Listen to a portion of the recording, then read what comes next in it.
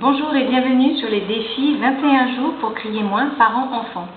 Donc je me suis fixé le challenge de vous faire 21 vidéos ou podcasts. Les podcasts, ce sont des enregistrements audio.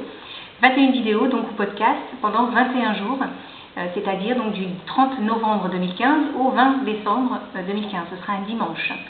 Donc 21 vidéos pour avancer sur le fait de crier moins auprès de ses enfants, de son conjoint ou de sa famille. Donc pour que le défi ait plus d'impact, je vous invite aujourd'hui à engager une discussion en famille. Pourquoi engager une discussion? Tout simplement parce que engager les autres avec vous, ça va vous aider à maintenir le cap et à avancer à plusieurs dans cette difficile traversée, parce que ça ne va pas être évident. Moi j'ai tenté auprès de ma fille de crier moins, d'être un peu plus zen. Et c'est vrai que ce n'est pas tous les jours facile, surtout quand l'entourage n'est pas dans cette démarche-là, quand à l'école ça ne se passe pas forcément bien non plus, que les gens ne sont pas forcément dans cette démarche non plus. Donc si au moins au sein de votre famille, vous invitez vos enfants à entrer dans cette démarche aussi, même si ça ne marche pas tous les jours, eh bien, ce sera beaucoup plus facile d'avancer et beaucoup plus motivant. Donc le challenge où chacun a tout à gagner surtout. Les parents vont tenter de moins crier, mais les enfants aussi. Tout le monde va tenter de se comprendre, va tenter de montrer ses limites, de montrer ses difficultés à comprendre les réactions de l'autre.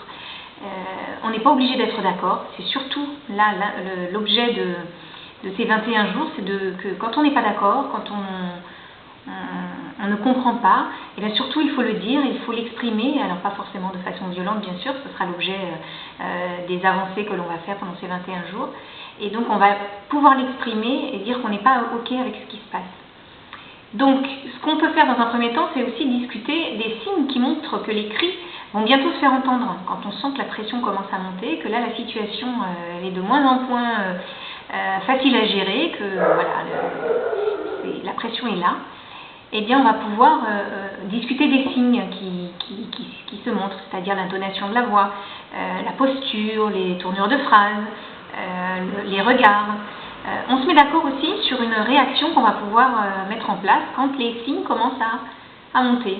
C'est-à-dire, par exemple, moi avec ma fille, ce que j'aimais bien faire, c'était respirer 3 fois. Alors, c'est pas toujours facile, hein, surtout quand on est dans le feu là, de l'énervement. Mais ce qui m'avait fait sourire, c'est qu'une fois, je m'énervais à l'installer en voiture parce qu'elle prenait son temps, etc. Et que pour cliquer la ceinture de sécurité. Et là, elle m'a dit, mais maman, tu es en train de t'énerver là, eh ben, essaie de respirer 3 fois. Alors là, j'ai souri intérieurement parce qu'elle me montrait voilà, que les techniques que j'utilisais avec elle, ben, elles étaient aussi bonnes pour moi.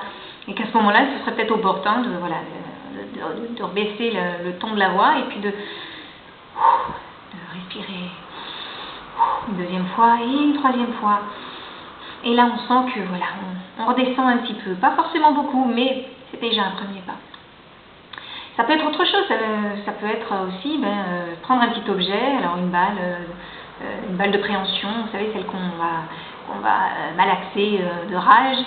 Ça peut être tout simple, hein, un petit mouchoir en papier, une petite serviette ou quelque chose de couleur par exemple qui va symboliser le fait qu'on va essayer de moins s'énerver. Alors on va essayer d'en garder un petit peu dans la maison, sur la table de la cuisine, voilà, près de la télévision ou dans la chambre, dans la salle de bain. On va avoir une petite serviette comme ça qui va nous montrer, ah tiens, cette couleur là, orange par exemple, ça peut être vert, un joli vert avec des smileys dessus si vous trouvez des serviettes avec des smileys, ce genre de choses.